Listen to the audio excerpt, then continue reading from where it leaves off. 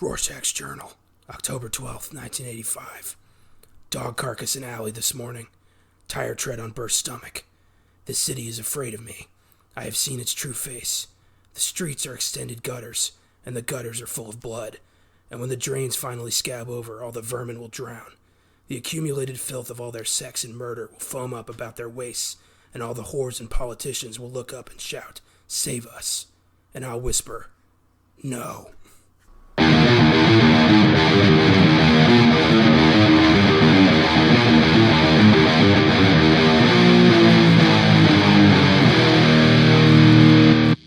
In 2009, an adaptation of Alan Moore and Dave Gibbons' iconic graphic novel, Watchmen, was produced by Zack Snyder and DC Comics and Warner Brothers, and it was met with mixed reviews, was not particularly successful, and has since become kind of a cult classic. And we both fucking adore Watchmen. Yeah. I think it's kick-ass. It really didn't make much money at all. It did not. As far as profiting, yeah. It's our connector bonus to In the Tall Grass, using Patrick Wilson as the fine thread. Yes. And I'm Connor Eyzaguirre. And I'm Austin Johnson. And this is Filmgazm. Welcome to a Friday bonus. Hope you enjoyed In the Tall Grass, the podcast, not the movie, because you probably won't. Yeah. Not good. And today we're talking about Watchmen. Yeah. Fantastic movie that I think gets lost in the controversy. Oh, for sure. And is like, to this day, still like one of my favorite superhero movies. It's brilliant. It's awesome. It's, yeah. Really cool cast, really different cast. I think it's Zack Snyder's masterpiece. I agreed. Definitely his best movie. Yeah. To me, it's not really close. Yeah. And, amazing cast, phenomenal story. Admittedly, I have not read the graphic novel. Neither have I. But yeah, we'll say that now. Yeah. Don't go throwing stones yet, okay? This is not graphic novelgasm. This is filmgasm. We're here to talk about the movie. And I think a lot of people who haven't read the novel are people who are like confused about the movie or don't quite understand it or like, what the hell was that? Yeah. And we got two people who are like, no, we actually like it. It's very easy to follow movie. It's just, it's very intense. Just watch them. Unless it's Into the Tall Grass. Then yeah. But Watchmen is fucking, yeah. I think it's great. Yeah, it's really awesome. It's really solid film that gets lost. It is exactly 10 years old. Damn. That's amazing, yeah. That's saw this fantastic. when I was 14 in theaters while I was in London. Wow. That was pretty cool, yeah. When I first saw it, I wasn't in love with it, but I was like, visually, I was like, that was stunning, you know. As a teenager, I was like, oh my gosh, that was so cool, you know. I immediately was enthralled by Dr. Manhattan and just this world, you know. I thought it was such a cool idea to show how superheroes would affect our nation's history. Like, yeah, and society, you know? It's this is exactly what it would look like if superheroes have been around since the 40s. Yes. It's such a cool idea. Yeah, it's different. It's a different angle. I'm not used to it. It's awesome. No. Yeah. It's real. It's realistic. People die. People have consequences. Relationships get hurt. This is not, Iron Man where it's all wrapped up in a pretty bow at the end. This is emotional. It's harsh. It's intense. It's brutal. Yes, brutal is a good word to describe the happenings of Watchmen. Yeah, for sure. Who watches the Watchmen? Oh my god. So, Watchmen was directed by Zack Snyder, who you mostly will know as the architect behind the attempted DCEU, the DC Comics version of the Marvel's Cinematic Universe. And he fucked up badly with Man of Steel, Batman v Superman, and Justice League. All three met to very mixed reviews. All three considered kind of box office and critical failures. Yes. Yeah. Justice League, of all things, should have been the biggest hit of 2017, but he dropped the ball. Oh, big time. Yeah. And apart from those movies, he's also done 300, which is a pretty fucking great movie. Pretty cool.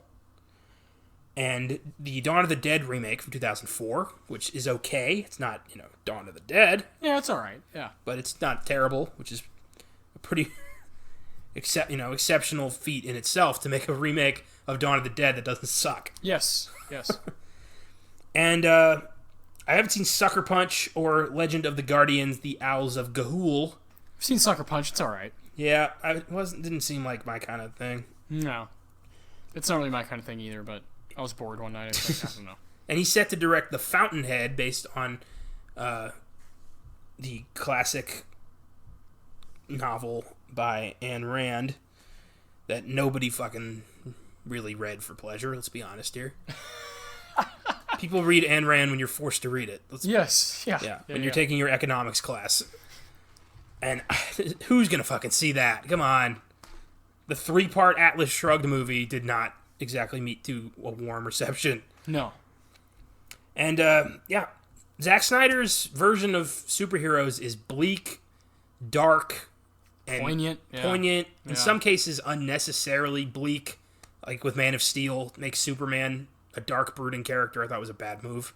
Yeah, agreed. He's always been the light at the end of the tunnel for DC's. You can't have, his counterpoint's Batman. He's supposed to be brooding. Superman's supposed to be the Boy Scout. Yeah. If they're both dark, who's gonna fucking lighten this place up? The Flash? Exactly. Ugh, yeah, not a fan of his superhero movies, except for Watchmen. Exactly. It's weird, and it came before all that. Yeah. So it's probably the reason he got hired for those. Yeah, you'd think he'd get better over time, like as far as... But, I don't know, Watchmen just worked for him, I guess. It's the right source material. I suppose. So let's talk about the cast.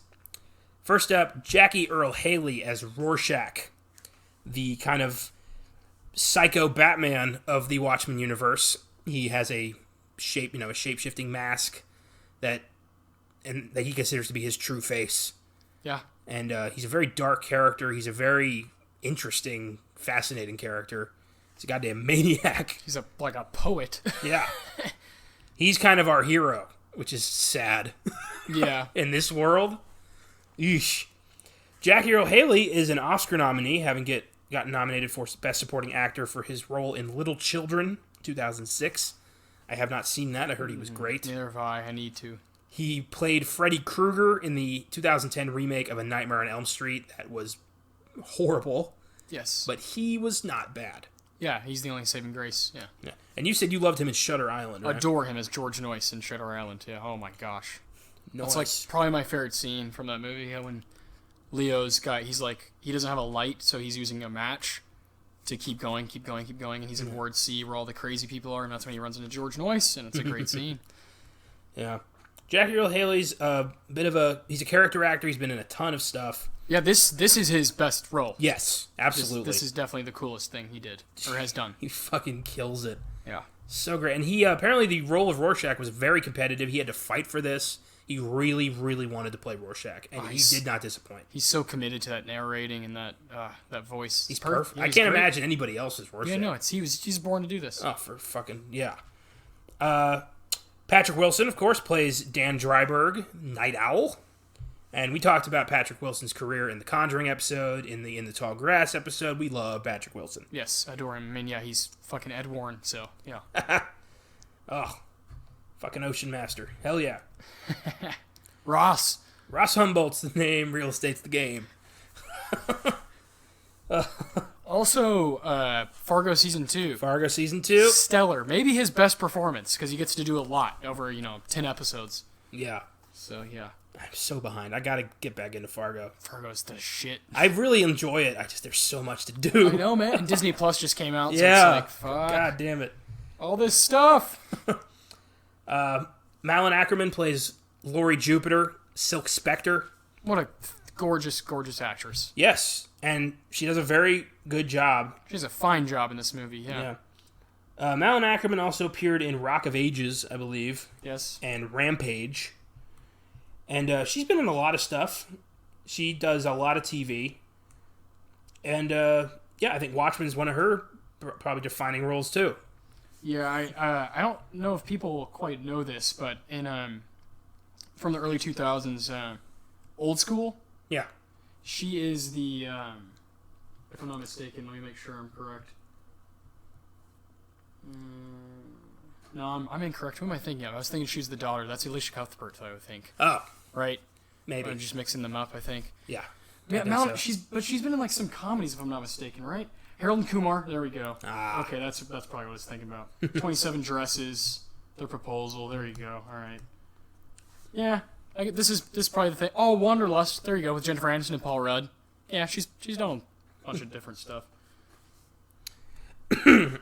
Next up, Billy Crudup plays John Osterman, otherwise known as Dr. Manhattan, the most powerful being in the universe, the only person with superpowers in this world. So he's very feared by everyone who's not an American. Really crazy. Crudup also appeared in Almost Famous. That's one of his best roles. Big Fish, the Good Shepherd. Recently appeared in Justice League as Henry Allen, the Flash's father. Was going to have a big role in the DCEU before that imploded. Yeah. He appeared in Alien Covenant. Heat check role in Spotlight. Yes. A real heat check role. He's not on the screen a lot, but my God, he's effective. Yeah. Billy Crudup is another guy who pops up a lot and always delivers. Yeah. And it is Alicia Cuthbert that was in Old School. I looked it up. I don't know why I thought it was Malin Ackerman. Definitely Alicia Cuthbert. Well, these things happen. Old School is great, though. Old School is great. That's a funny movie.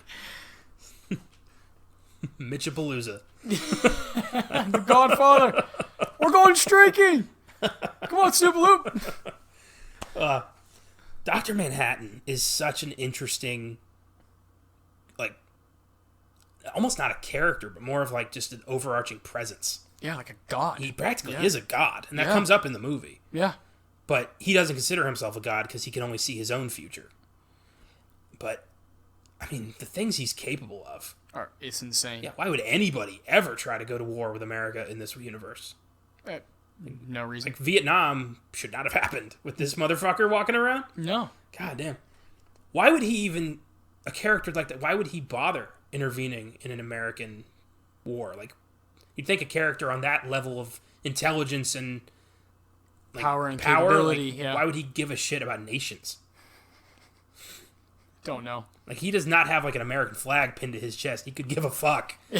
But I don't know. Surprised that didn't really come up. Matthew Good plays Adrian Veidt. Yes. Ozymandias, the most intelligent man in the world, who seems a bit OP for my tastes. But, yeah, he's our bad guy.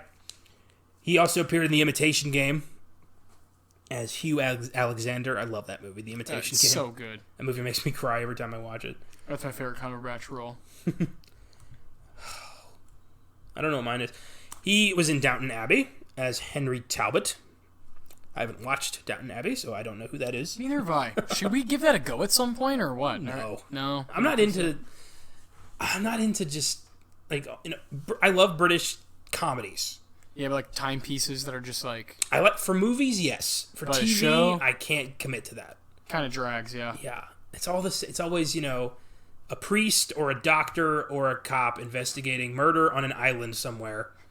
Or, you know, royals living their lives. It's kind of those. Yep. My family's not going to like that. Then we've got Jeffrey Dean Morgan as Eddie Blake, the comedian. You know what my girlfriend said when we were watching that, Brianna? She said, "Oh, he's in Walking Dead." Yes, he is. Yes, indeed.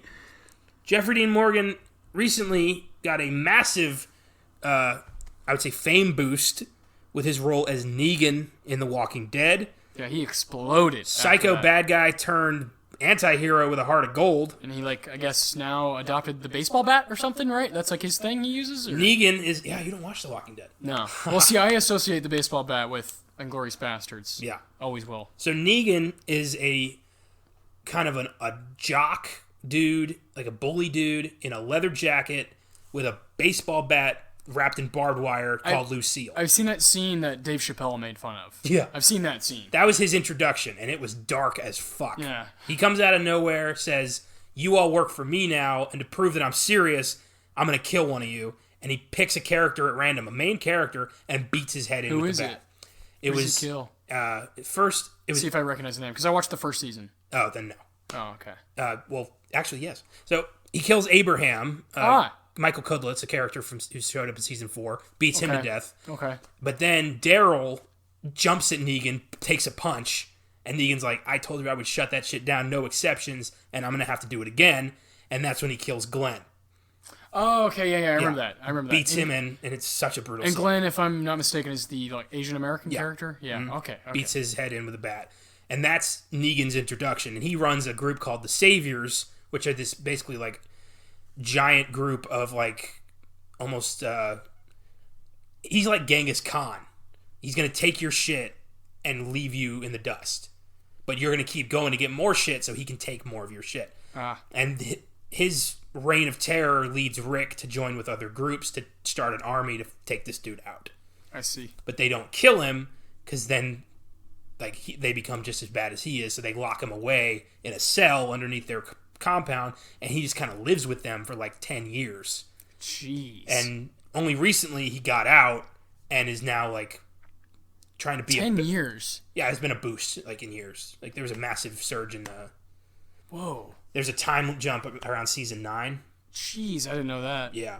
My God. Negan's now like just kind of been with them for so long. The saviors are dead and he has no power left, so he's kind of like just, who am I now? Like, what do I do with my life?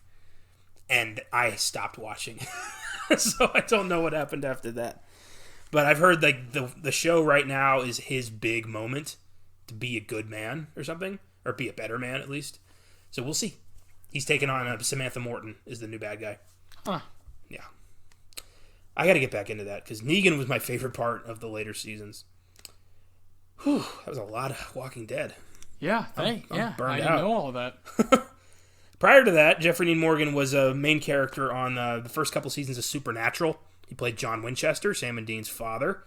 Appeared as in a cameo in season 14, which was the most like heartfelt, saddest episode of the entire goddamn show. I was crying the entire time. It was so brilliant. Man. Yeah, I adore Jeffrey Dean Morgan. He's one of my favorite actors. Damn. He's in a ton of stuff. Every time I see him, I'm like, this is going to be a good movie. Hell yeah. And he's great as the comedian. Such a sick bastard. He's not even, like, how the hell is he a hero? How is anyone a hero, I guess, you know? But even, like, at But least yeah. the rest of them aren't shooting down pregnant women and, like, burning people alive. He's a piece of shit. He's a monster. He's like a super villain, man. He's like the fucking Joker. I never understood, like, why do they keep him around? Like, what do you have to do to get kicked out of the Watchmen?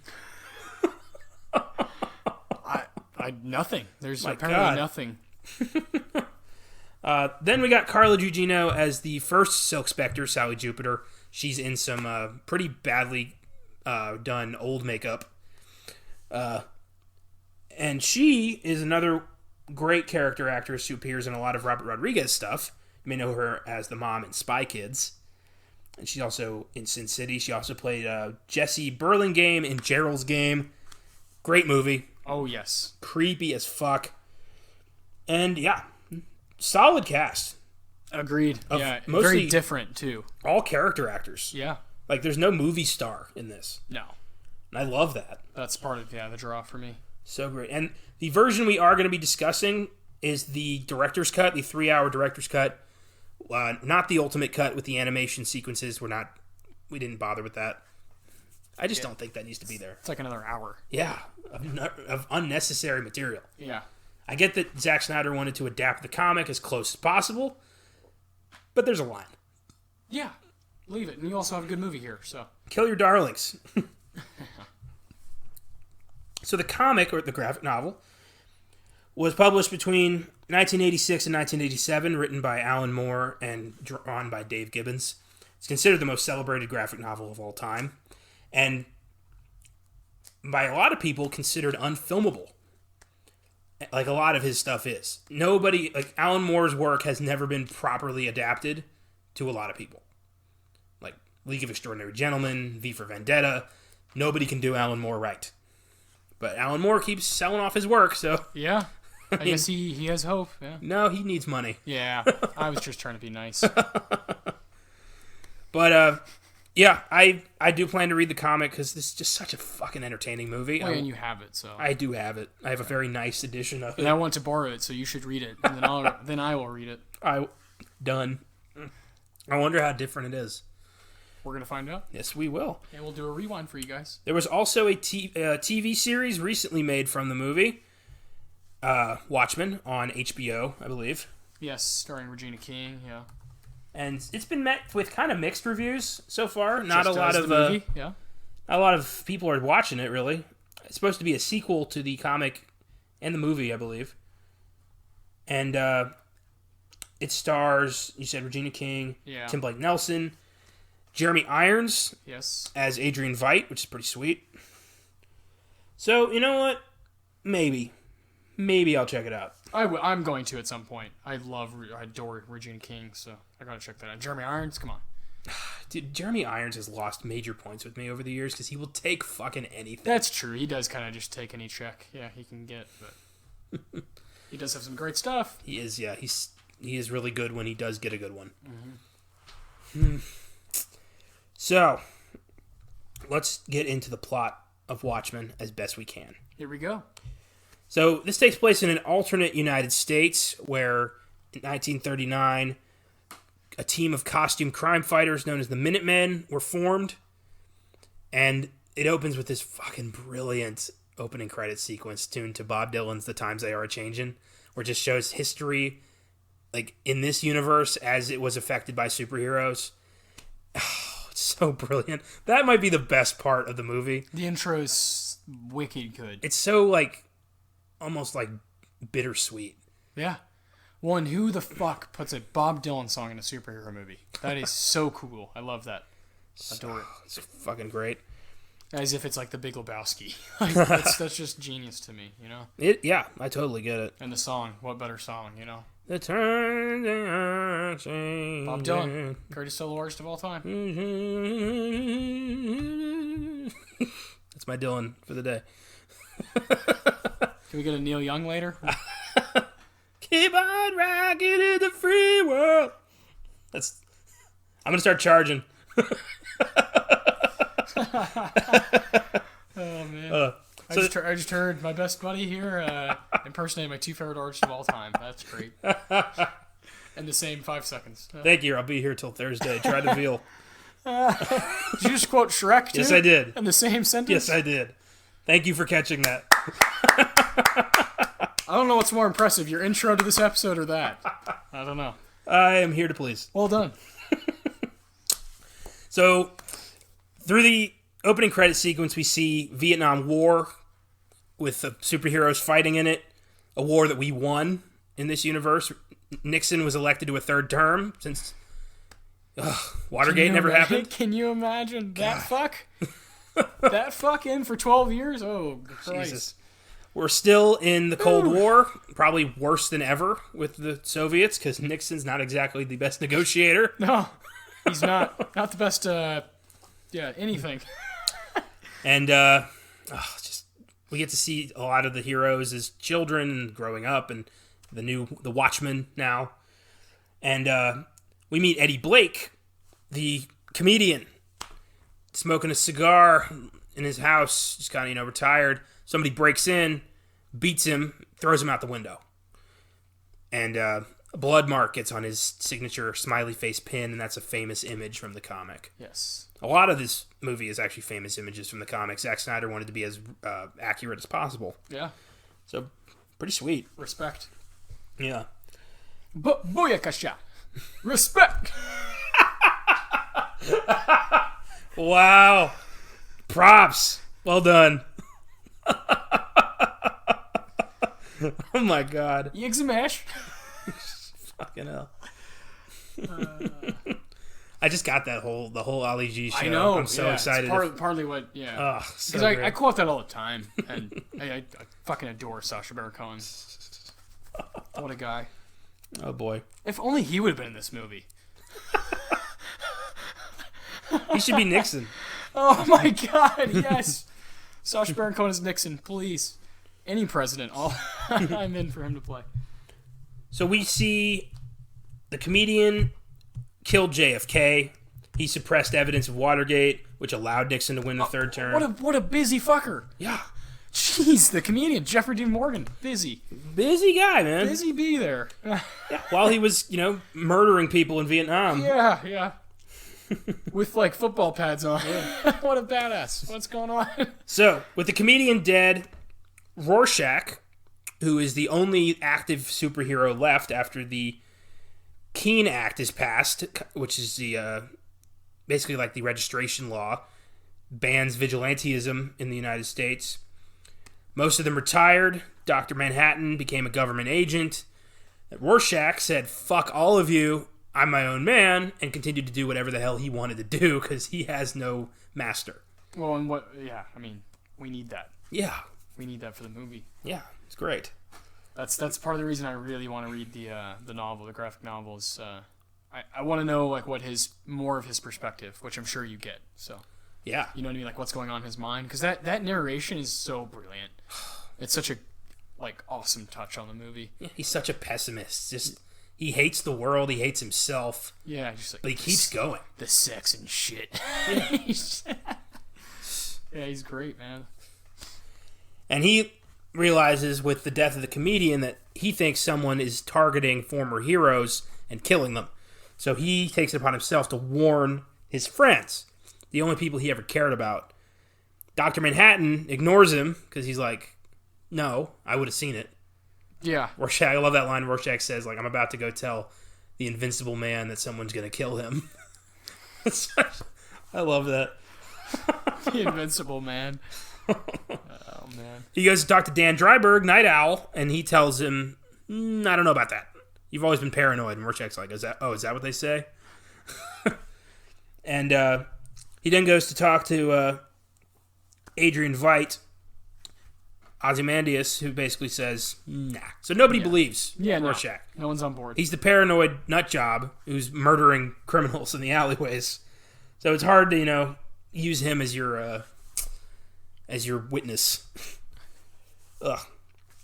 At a press conference, Ted Koppel proposes Dr. Manhattan is responsible for giving a lot of people around him cancer.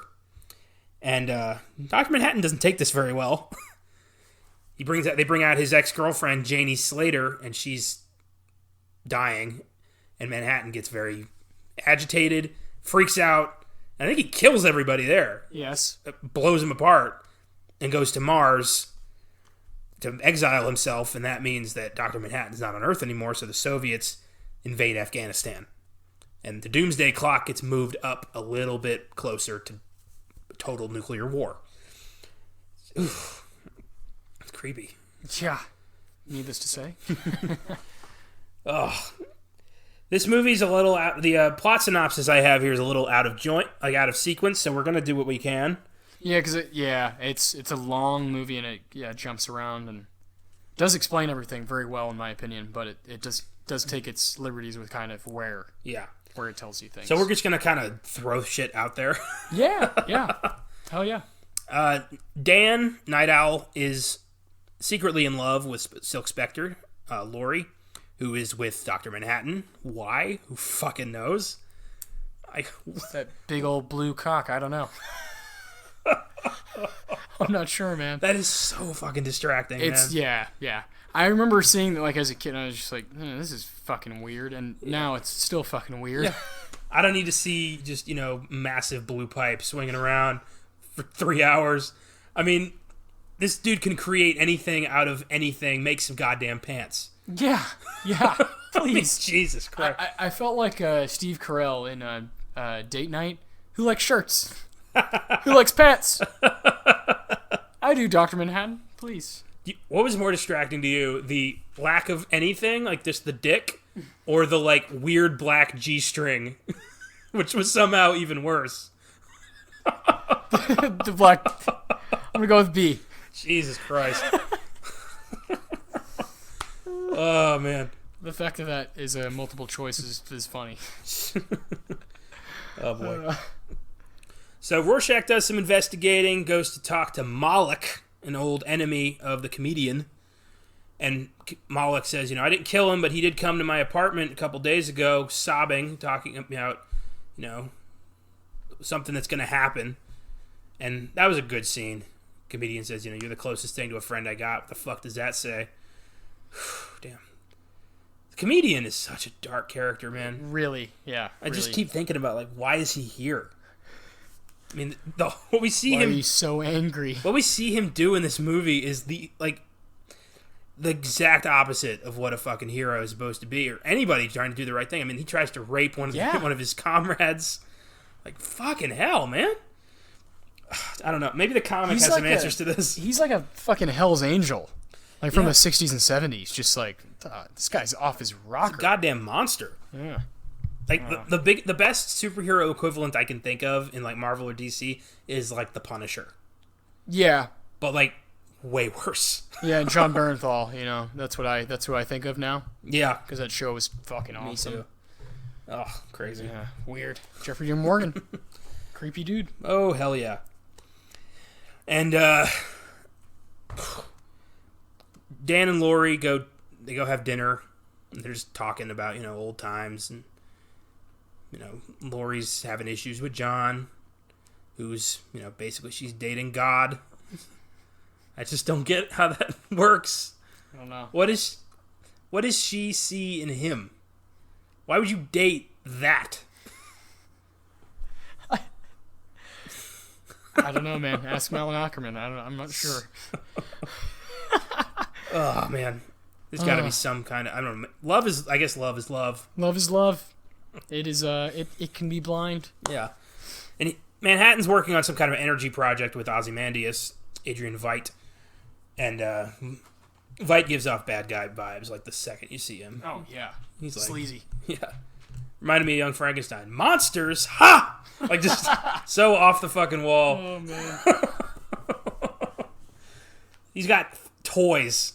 Like his own action figure line. It's really ridiculous. Ugh.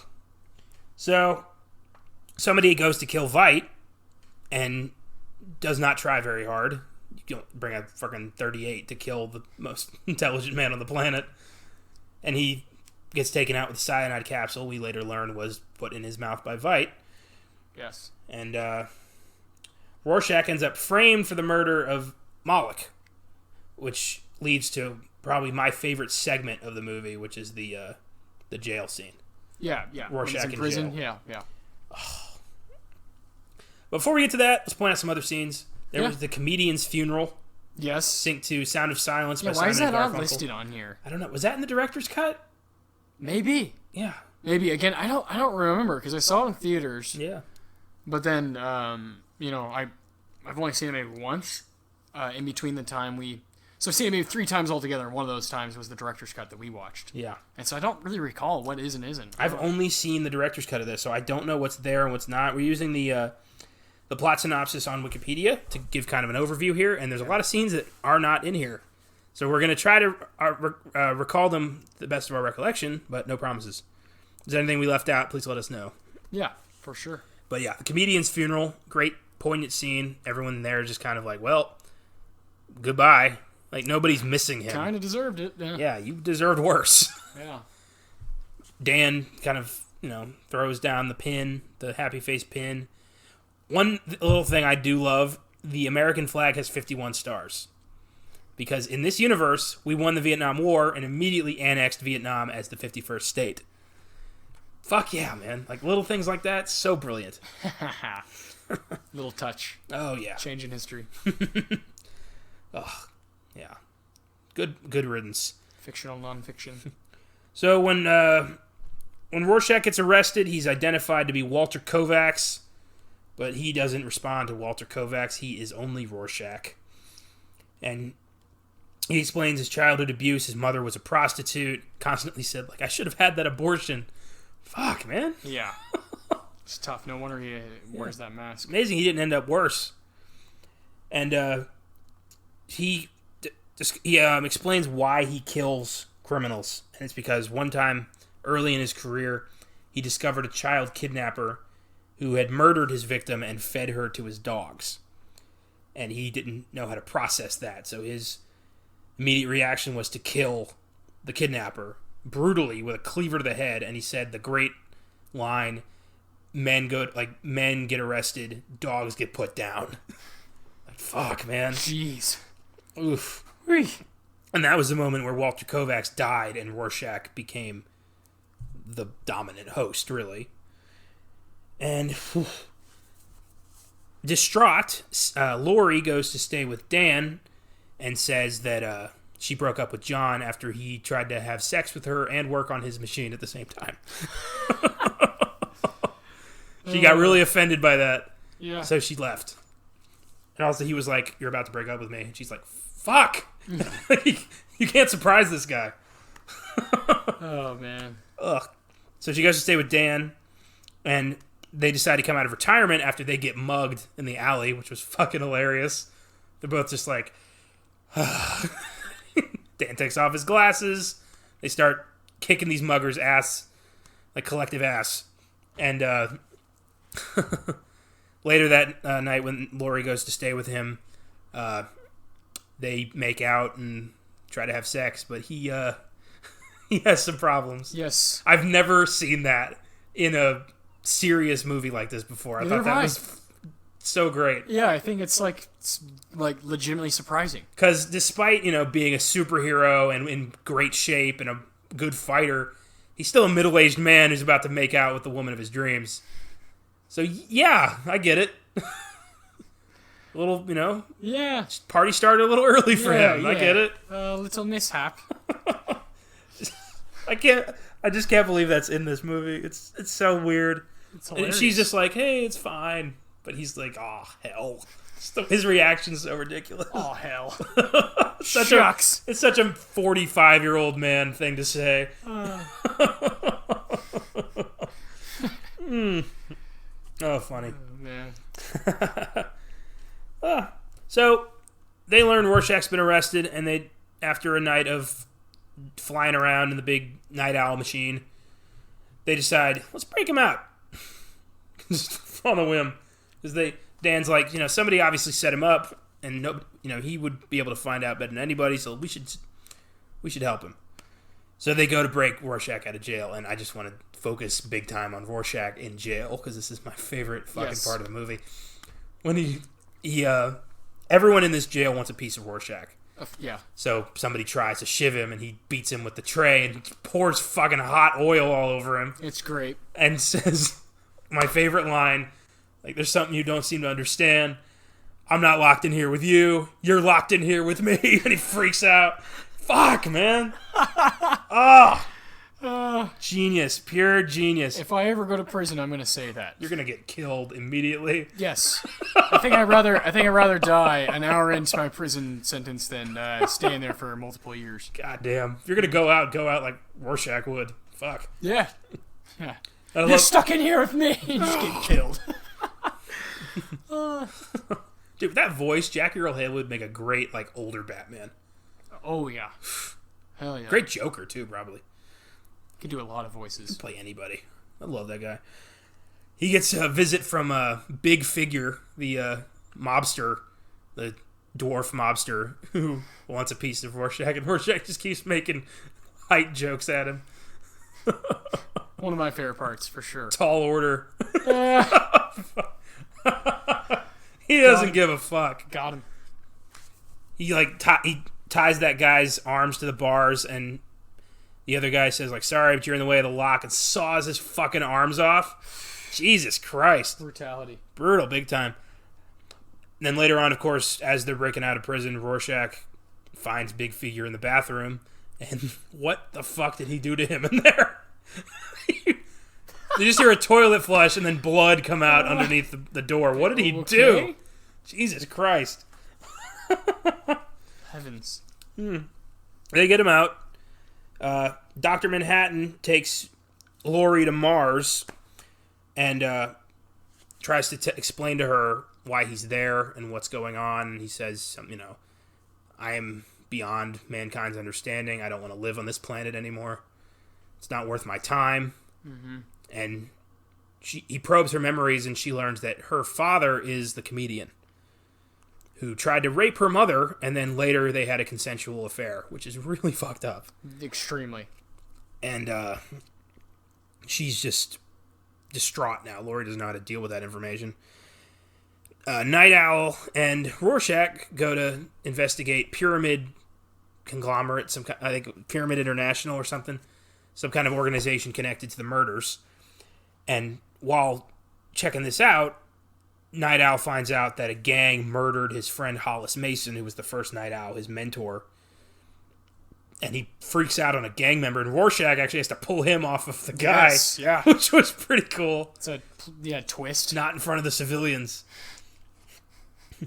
Rorschach and Dan discover Veidt is behind the murders. Why? We'll find out.